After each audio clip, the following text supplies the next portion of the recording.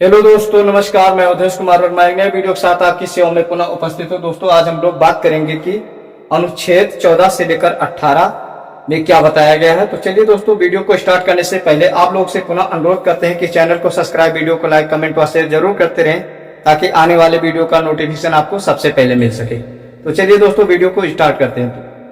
तो दोस्तों, आज हम ऐसा क्यों है कि हम एक साथ अनुच्छेद 14 से लेकर 18 तक पढ़ रहे हैं। सबसे पहली बात यह है, आपके मन में भी क्वेश्चन होगा कि हम क्यों नहीं केवल अनुच्छेद 14 को ही पढ़ के रह जाते हैं, क्यों नहीं 15 को ही केवल पढ़ते हैं, हम क्यों अनुच्छेद 14 से लेकर 18 तक आज पढ़ते हैं। तो दोस्तों, इसका मेन रीजन होता है कि अनुच्छेद 14 से लेकर 18 तक यही बताया गया है कि हम सभी लोग विधि की नजर में एक समान है। क्या है? एक समान है, अर्थात हम सभी के लिए विधि एक समान व्यवहार करती है।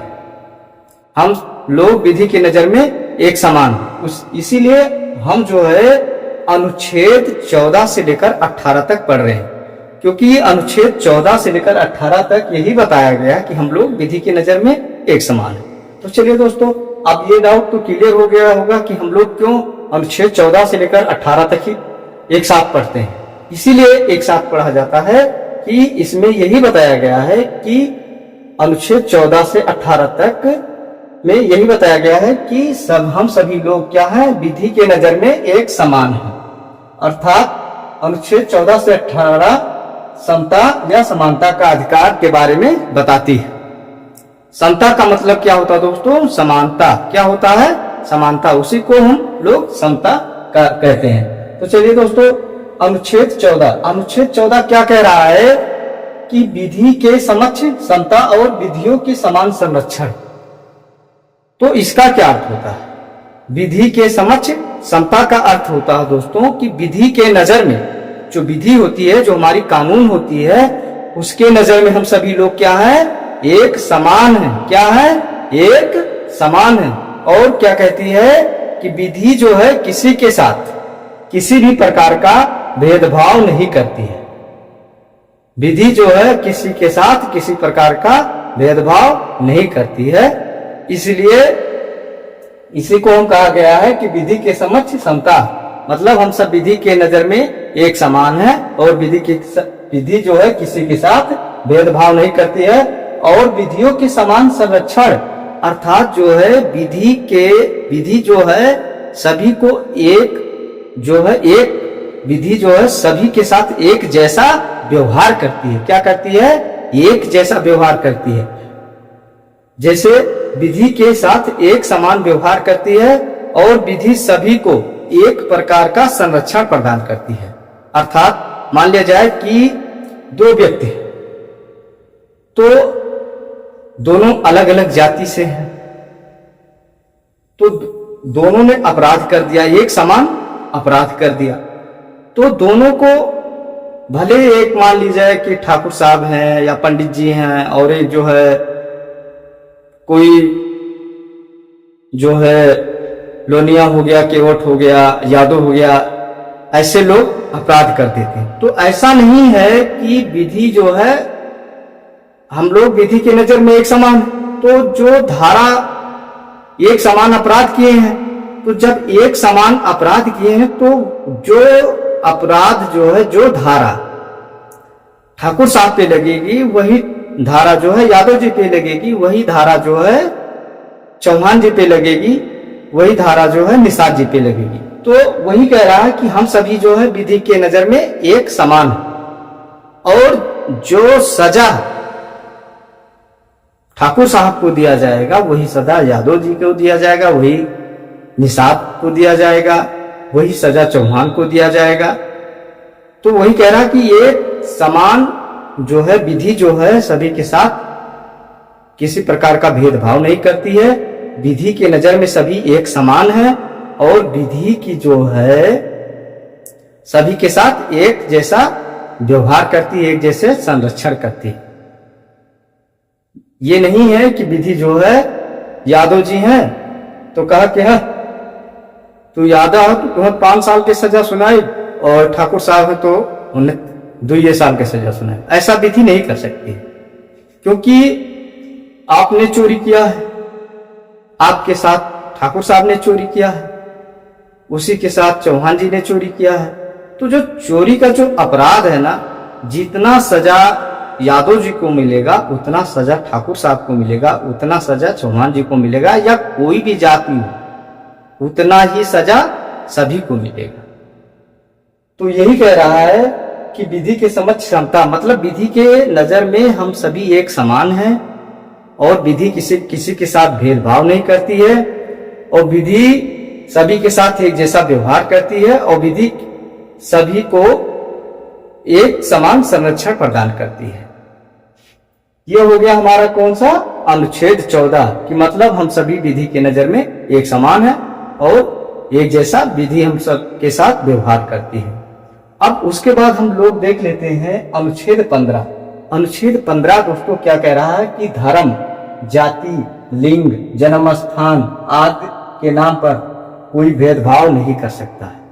क्या कह रहा है कि जन्म, धर्म, जाति, लिंग, जन्म स्थान, मतलब कोई भी आप मान लीजिए कोई अपराध आप कर दिए या कई लोग मिलकर, कई जाति के लोग मिलके, कई धर्म के लोग मिलके कोई अपराध कर देते हैं, तो ऐसा नहीं है कि मान लीजिए हिंदू मुसलमान में झगड़ा हो गया या हिंदू मुसलमान दोनों जो है कोई अपराध कर देते हैं, एक समान अपराध किए हैं दोनों।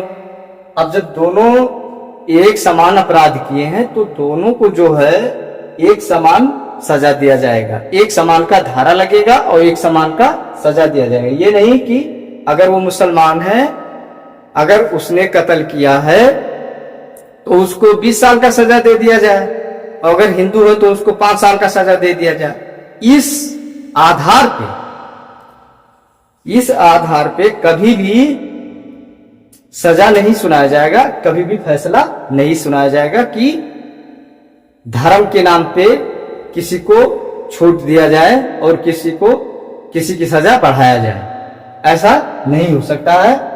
जात के नाम पे भी किसी के साथ आप भेदभाव नहीं कर सकते हो कि आप मुसलमान हो, आप लोनिया हो, आप केवट हो, कुर्मी हो, पंडित जी हो, तो आप उनके साथ जो है भेदभाव नहीं कर सकते।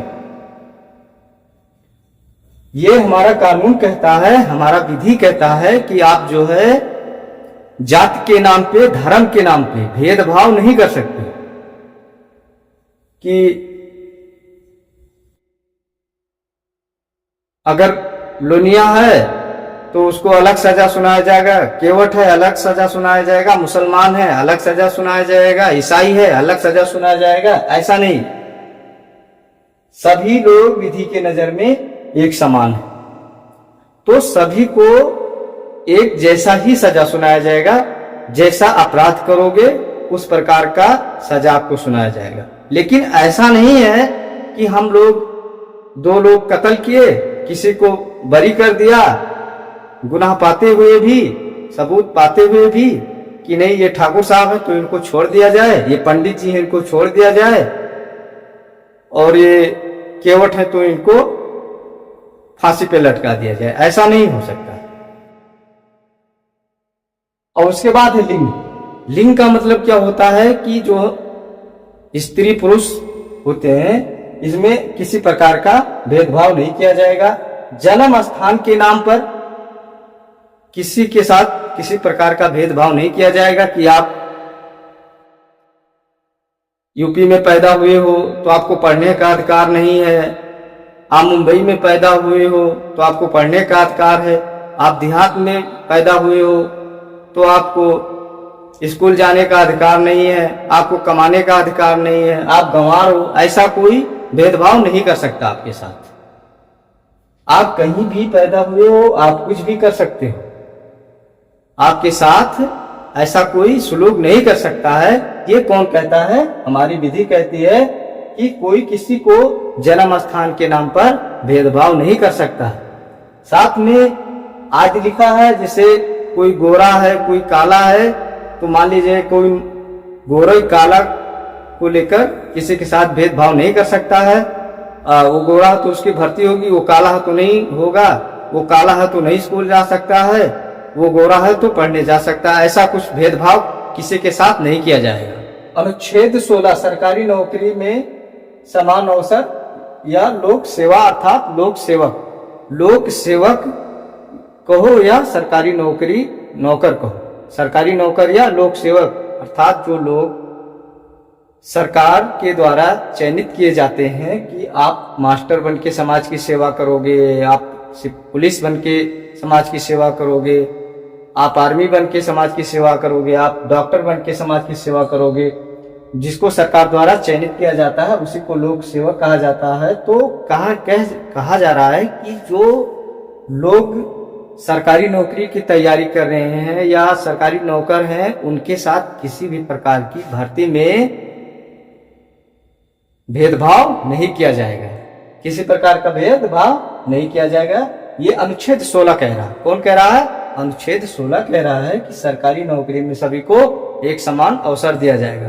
दोस्तों, इसमें जो होता है कि जो है आरक्षण को इसलिए लाया गया है कि सभी लोगों को एक समान किया जा सके, नहीं तो जो लोग नीचे हैं वो लोग नीचे ही रह जाएंगे, इसलिए आरक्षण को लाया गया है। तो आरक्षण जब सब लोग एक समान हो जाएंगे तो आरक्षण को खत्म कर दिया जाएगा। आरक्षण इसलिए लाया गया कि सभी को एक समान किया जा सके, इसीलिए आरक्षण को लाया गया कि जो पिछड़ी वर्ग हैं, जो पीछे हैं, दलित हैं, पिछड़ी हैं, इनको और जो आगे हैं ठाकुर बाभन अर्थात जो जनरल हैं, उनको सबको एक समान किया जा सके, इसीलिए आरक्षण को लाया गया कि सबको एक समान किया जा सके। बाकी आरक्षण को हटा दिया जाए तो सरकारी नौकरी में सभी को एक समान अवसर दिया जा रहा है। लेकिन जब सब लोग एक समान हो जाएंगे तो आरक्षण को खत्म कर दिया जाएगा। अब है अनुच्छेद 17। ये कह रहा है कि छुआछूत का अंत। क्या कह रहा है? छुआछूत का अंत। दोस्तों, हम कभी भी किसी को जाति, धर्म आदि के नाम पे, लिंग के नाम पे किसी को हम छुआछूत नहीं कर सकते, किसी के साथ भेदभाव नहीं कर सकते हैं कि तू चमार है तो हमके कैसे छू लियो, मतलब तू चमार हो तो हमें कैसे छू लियो। ये पहले के जमाने में होता था कि अगर कोई भी जो चमार जो जात का होता था, पिछड़े वर्ग के लोग होते थे, एससी एसटी मतलब ओबीसी वगैरह, जो लोग ओबीसी के या एससी के या एसटी के लोग होते थे, अर्थात ये लोग जब कुएं का पानी छू लेते थे तो इनके साथ बहुत अत्याचार किया जाता था। कुआं इनको नहीं छूने दिया जाता था पानी पीने के लिए, इनके साथ बहुत ज्यादा भेदभाव किया जाता था। अगर ये लोग कुएं के पास चले जाते थे तो इनको बहुत ज्यादा दंड दिया जाता था, बहुत ज्यादा मारा जाता था, पीटा जाता था, सताया जाता था, स्कूलों में नहीं पढ़ने दिया जाता था। डॉक्टर भीमराव अम्बेडकर को खुद, जिन्होंने इस संविधान की रचना की है, जिन्होंने ये अनुच्छेद 14 से 18 तक अर्थात पूरे संविधान की रचना जिसने की है या जिसने समता का अधिकार लाया है, उनको खुद स्कूलों में बैठने नहीं दिया जाता था, उनको जो है बरामदे में बैठकर पढ़ना पड़ता था। उनके साथ बहुत ज्यादा हंसी मजाक, बड़े जात के लड़के या बड़े जात के जो टीचर होते थे बहुत ज्यादा हंसी मजाक करते थे कि मतलब ये कैसे पढ़ेगा, इनके साथ बहुत ज्यादा भेदभाव होता था। यही सब देखकर उन्होंने ये जो है अनुच्छेद 17 को छुआछूत का अंत करने के लिए इसलिए है छुआछूत का अंत। क्या है? छुआछूत का अंत। उन्होंने छुआछूत का अंत करना चाहा और आज दोस्तों छुआछूत का अंत लगभग खत्म हो गया। तो यही है अनुच्छेद 17। आप कभी भी किसी को जात के नाम पे, धर्म के नाम पे किसी से छुआछूत नहीं कर, मतलब जो है भेदभाव नहीं कर सकते हो कि आप चमार हो तो पंडित जी को कैसे छू लिए, ये आप धोबी हो, लोनिया हो, कुर्मी हो तो आपने ठाकुर साहब को कैसे छू लिया, अब ये सब चीज खत्म हो गया है समाज से। अगर कोई भी व्यक्ति ऐसा करता है तो वो अपराध कर रहा है, उसको उसके लिए दंड भी दिया जाएगा अगर कोई व्यक्ति ऐसा करता है तो। उसके बाद है दोस्तों अनुच्छेद 18 उपाधियों का अंत। मतलब क्या कह रहा है? उपाधियों का अंत मतलब कह रहा है कि अनुच्छेद 18 की जो लोग पहले राजा होते थे, जमींदार होते थे, तो वो लोग पहले लिखते थे फलाना जमींदार, मतलब राजा विक्रम कुंवर सिंह, राजा तुलसी राम सिंह, ऐसे करके मतलब लोग लिखते थे कि पहले ही लोगों को पता चल जाए कि ये राजा है। अगर ये चीज लोगों को पहले ही पता चल जाता है कि राजा है तो लोग वहां एक समान कहाँ रह जाएंगे। इसलिए उपाधियों का अंत किया गया है कि कोई भी व्यक्ति अपने नाम के आगे जमींदार, राजा या ऐसा कुछ बड़ा शब्द जो है, उपाधि जो है, उसको नहीं लगा सकता है। इसलिए उपाधियों का अंत किया गया है। साथ में जिसे है कि कुछ लोग जो पुरस्कार पा जाते हैं, जैसे नोबेल पुरस्कार हो गया, तो आप ये सब अपने आगे भी नहीं लगा सकते कि मैं फला पुरस्कार पाया। साथ में जो है डिग्री वाली उपाधियों को छोड़कर, मतलब जैसे आप डिग्री जो मिलती है, जिसे आप डॉक्टर हो, आपने पीएचडी कर लिया, आप अपने आगे डॉक्टर लिख सकते हो, आपको कोई नहीं रोकेगा, क्योंकि आपने उसको पढ़कर हासिल किया है, वो उपाधि जो आपने पढ़कर हासिल किया है। या सैन्य में आप हो, मतलब पुलिस विभाग में हो या जो है आर्मी में हो, तो आप जो है अपने आगे मेजर हो तो मेजर लिख सकते हो, या और कोई मतलब जो बड़ी डिग्री आपको बड़ी उपाधि मिली है वो चीज लिख सकते हो। लेकिन आप जमींदार, राजा, ये सब चीजें अपने नाम के आगे नहीं लिख सकते हो। तो चलिए दोस्तों, अब यहीं पे हम वीडियो का अंत करते हैं और फिर मिलेंगे किसी नए वीडियो में। तो दोस्तों अपना तब तक ख्याल रखिएगा। अगर दोस्तों आपको समझ में नहीं आ रहा है तो आप कमेंट करके ज़रूर बताइएगा कि हमको जो है समझ में नहीं आया है, तो हम फिर से कोशिश करेंगे कि आपको एक नए सिरे से फिर से बताया जाए। तो चलिए दोस्तों, वंदे मातरम, जय।